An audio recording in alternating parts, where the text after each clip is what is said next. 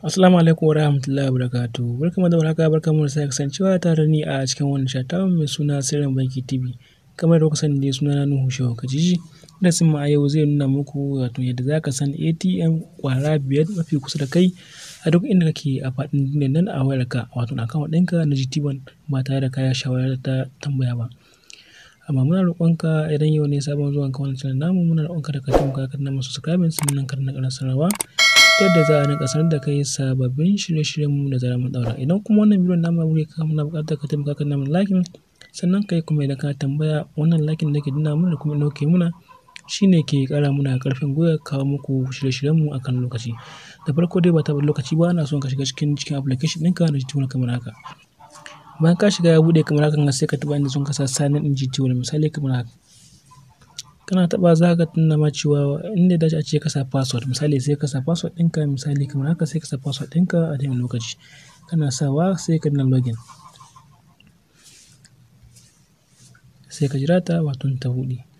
Tana buɗewa a daidai lokacin sai ka taho nan ga ƙasa inda sun rubuta banking, social, GT locate, airport sannan GT traffic. To a daidai lokaci ana son ka shiga wannan na kuɗin nan wato GT locate, sai ka taɓa shi kamar haka. Kana taɓa shi sai ka jira ta buɗe a daidai wani lokaci ba tare da ɓata lokaci ba. Masha Allah, idan muka duba yanzu ga shi ne yanzu ta nuna mana wato ATM branches da ke kusa da kai wato ƙwara 5 a duk inda kake a faɗin duniya.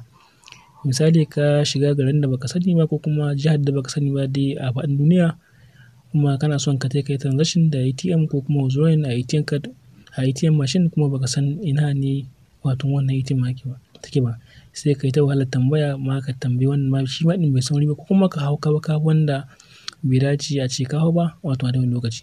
To a daidai lokaci dai sai idan muka duba nan ga tantamu na farko, misali ni a daidai inda nake misali ga tantamu na Maiduguri Road, wannan shine ATM ta farko da ke kusa da ni misali Maiduguri Road number 12 Maiduguri Road, Sokoto State, Sokoto, Nigeria. Misali ta ba mu address inda zan yi ko da zan hau kaba kuma zan yi tambaya zan ce mutane ina ne na mutum Maiduguri Road, za a gwada min cewa ga wuri. To daga inda nake zuwa daidai wurin kilomita 64.1 ni wato a tsakanin na wurin. Annabi kuma ga ta biyu Ahmad Bello Way number 101 Ahmad Bello Way, Sokoto, Sokoto State, Nigeria. A daidai lokaci misali idan ga wannan shine wato ATM ta biyu wadda idan ina buƙatar zuwa can mafi kusa da ni misali daga inda nake zuwa ATM ɗin kilomita 65.9 wato ke kusa da tsakanin da wannan wato ATM ɗin.